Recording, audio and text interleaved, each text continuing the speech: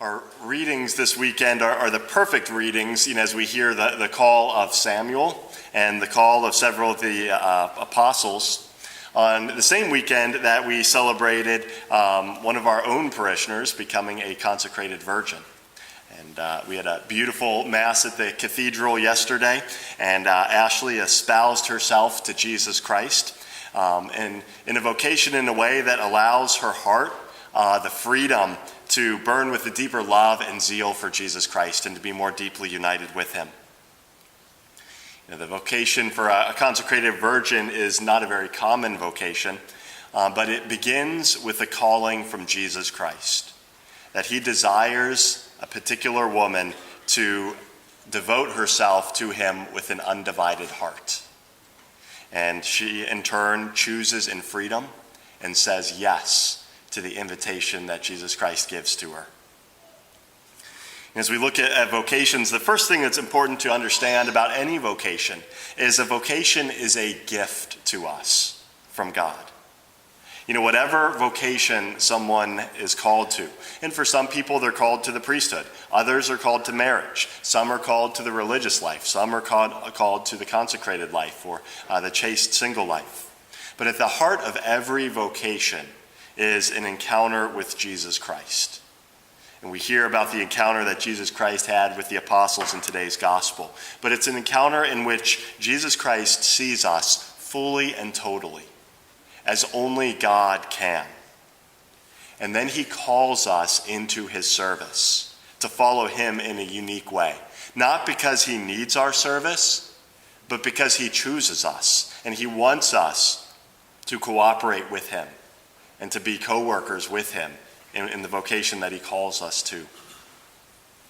When we find our vocation, we find the purpose that God has for our lives. And one of the things that we discover is that the purpose in our lives, our vocation, isn't just about some task, something that the Lord wants us to do, but it's about our lives having a purpose because we're responding to God's call. That we know that God has created us, he has called us, and our response is valuable in his eyes. That's the essence of every vocation, is a recognition that God has called us into his service.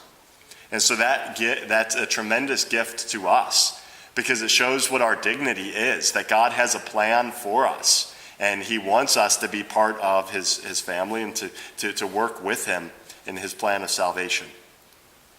And the second element is not only is a vocation a gift to us, but every vocation is a gift to the church. Every vocation requires service to others for the good of the church and for the good of the salvation of souls. We all benefit because the apostles said yes to the call of Jesus Christ. If they had said no, who would have gone out and preached the gospel and established the church? Every one of us is a beneficiary because the apostles said yes to that call. We are dependent upon priests saying yes to their call, because we need priests to hear our confessions, to baptize us, and to feed us with the Holy Eucharist. Our parishes are dependent upon married couples to be generous in saying yes to the gift of life and welcoming children, and creating an environment in the home that fosters the faith so that our families can truly be domestic churches. If we didn't have couples saying yes to the vocation to marriage, our parishes would die within a single generation. A lot of young people feel a desire to do something noble with their lives. And we should. That's why some people enter the military service, because they want to serve their country. They want to defend the nation that we've been given. But every vocation is a call to something noble, a call to sacrifice ourselves for the good of something greater, for the good of the church, and for the good of the salvation of souls. And so it's important that we don't just default to some path in life because it just seems like the next step. It's important for every one of us to ask Jesus Christ in prayer, what are you calling me to do? To say, Lord, I will follow whatever path you have for me. Whatever you ask of me, I will do it. But speak, Lord, your servant is listening. And when we do that, we have to be patient. Sometimes we might get the answer right away. Other times it might take years before we see what our vocation is with clarity. But in doing that, we entrust our hands to the Lord, and it enables us to be open to our vocation so that our lives don't become self-centered on just whatever we want to do, but we dedicate ourselves to the purpose God has for us. And so that raises our lives to make them more noble and more selfless. And so for parents and grandparents, I encourage you to encourage your kids and your grandkids about their vocation, and not to ask them, what do you want to be when you grow up? But to ask your children and your grandchildren, what do you think God is calling you to do? Or ask them, are you praying to discern your vocation, to discern what God is calling you to? By our baptism, each and every one of us has a vocation. We have a calling.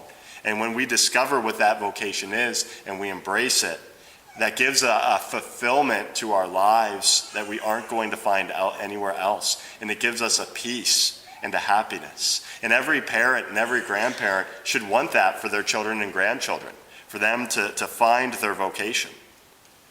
And another good practice for a family is, as you pray together, maybe once a week, if you pray a family rosary on Sunday or some other time when you come together in prayer, just throw the intention out there that each one of your children might hear and generously follow God's vocation to them.